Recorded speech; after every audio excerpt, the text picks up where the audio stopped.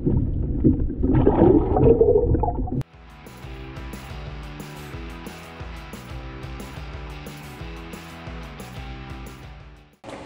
everybody, welcome to the garage. Today we're going to talk about one of my absolute favorite things to do in the summer, and that is fish topwater to catch bass. You can effectively fish topwater from a kayak. I've heard people say that it's difficult or they're intimidated by it. It's not hard. I'm going to show you some of my favorite baits. We're going to open up my tackle box. For each of the lures I talk about, I'm going to give you either a tip on how to fish it or how to rig it. So hopefully I'll give you some new ideas and things to try. Before we get started, hit subscribe if you haven't subscribed, or hit like on the video. Really appreciate it and helps me out. So hey, let's check it out. Let's look at some lures. Okay, now we're going to take a look inside my tournament box that I use in the summer, and some of my favorite lures. There's no big secrets in here. You can get all of these, almost all of these lures at the store or online. Anybody that knows me though, I've got a lot of spooks that I use. My favorite thing to throw overall. We'll start here with, like, this is a Super Spook Junior. This is a great size if you're convinced you can't throw a spook from a kayak and work it efficiently. The smaller size is easier to work. This is actually a translucent in a special color that came from the Lure Net paint shop. You can't get this color if they sold out, but any translucent I think is basically the same. I do use red hooks on the bellies. I don't know if that actually gives them anything to key on or not, but I've had success with it, and I'm superstitious, so now I have it all on almost all of my spooks. A little bit larger size. This is a 1-knocker. I love this color. It's a little translucent, but not totally, so it gives it some profile. I've caught a lot of fish on this bait, including my personal best 24-inch largemouth, 8.5 pounder came on this exact bait. If I'm offshore, really working off of a point or over deep water, I generally will go a little bit bigger. Cool thing about this kind of fishing is everybody uses these differently, and I know that there's probably somebody watching saying, well, that's not how I use it. I can just tell you what I do. These are for more offshore, over deeper, trying to pull fish up. I want it to be a little more visible. And then somebody's also asked me about feathers before. I do use feathers on some of my spooks. I'll be honest with you, I don't have a rhyme or reason why I do that. It's kind of intuition of which one I'm going to put it on and use. I've caught a ton of fish on this. I have fished a lot of tournaments with this bait. It's been great. It's also a 1-knocker. I do like a 1-knocker spook quite a bit.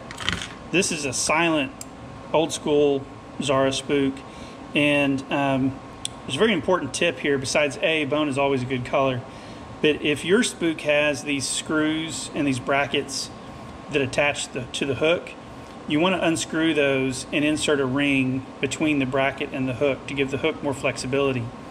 It's important to do that because as the fish is fighting and this is moving, you don't want the hook restricted movement that gives leverage to the bass to get away, to pull off. So if you have those, I would definitely change that out.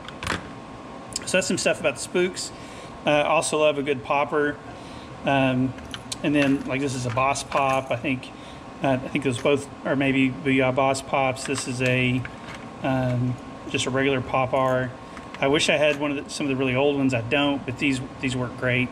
Those generally I will prefer to have feathers on, but not always. But that's, you know, this is another Rebel Pop-R, kind of a sexy shad. That's always a good color to use, but I do like having the feather on those. Maybe the last thing that I'll mention here, or a couple things. This is actually, I don't normally have this in this box, but when I was pre-fishing for the last tournament, I wanted to have this available. It's a tip-toed from Yum. Basically, you just throw it out and reel it in, and they'll eat it. A lot of you may not even have this bait or have seen one. It is a cotton cordell redfin. This is a really old school bait, but you know, sometimes I hear people say sometimes when they're schooling they're hard to catch, or you won't catch bigger ones. This is really good to use on schoolers. It goes just below the surface. I believe it attracts maybe a little bigger class of fish. They also work well around floating docks in clear water you know, kind of around the floats and the edges, you can catch some really good fish on something like that. So that's a look inside the box. Let me know in the comments if you have any questions about any of this, and let's take a look at a couple of other things. Another thing I want to talk about when it comes to summer topwater is a buzzbait. I love throwing buzzbaits, caught a lot of good fish on it. It's a great tournament bait, trying to get a big bite. And when you throw it from a kayak, a lot of people are intimidated. It's really not that hard, but you do have to have the right equipment and the right baits. So one of the most important things is your rod. This is a heavy, Dobyns heavy fast action, 7.3. I would have something at least this long, really helps you cast it out there. Got a higher speed reel, and I use 40 to 50 pound braid. But the baits themselves, almost all of my buzz baits I use are War Eagle. This is a 1/2 ounce, just regular War Eagle with a big blade. Sometimes I'll put a small plastic trailer on it. Most of the time I don't. I was just fishing with this the other day, caught some fish on it. Some other buzz baits that I want to talk about. We have a different video where I showed you the buzz toad and how to fish a buzz toad. You can check that video out if you want to know more about that, but that's one I use a lot. This one here is great for a finesse presentation. This is a smaller War Eagle bait, and then I've got a little plastic trailer on the end.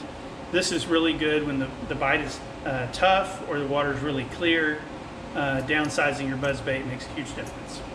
So frogs are something I've been using more and more lately.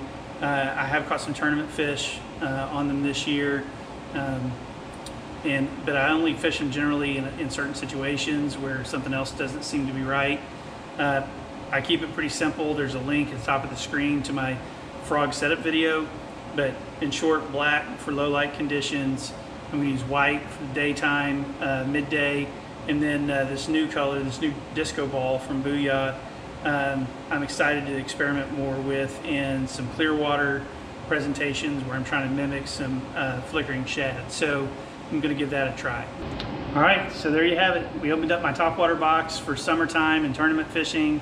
Looked at some of my key lures that I use. Went over a few tips. Hopefully you found some of it interesting or helpful. If you did, please take 1 second just to hit subscribe or just hit like. It takes just a second. Helps me out, helps me know what kind of content people are interested in. If you have more questions about the lures, where to get them, how to fish them, hit that in the comments and I'll answer. Otherwise, let's go fishing.